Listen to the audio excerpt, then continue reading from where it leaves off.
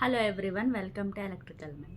So ఈరోజు topic వచ్చేసి electrical vehicles గురించి అనమాట.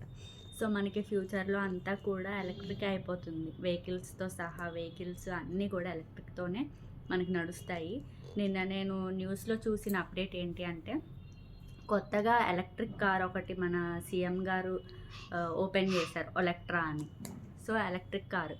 సో అలానే ఎలక్ట్రిక్ బస్సెస్ కూడా మనకి 65 బస్సెస్ అనేవి ఎలక్ట్రిక్ బస్సెస్ అనేవి వచ్చాయి. ఇంకా ఫ్యూచర్లో కూడా 2800 ఎలక్ట్రిక్ బస్సెస్ అనేవి వస్తాయి అని నిన్న నేను అప్డేట్ అంటే న్యూస్ స్క్రోలింగ్లో చూశానమాట. సో మనకి ఇక ఫ్యూచర్లో అంతా కూడా ఎలక్ట్రిక్ అయిపోతుంది.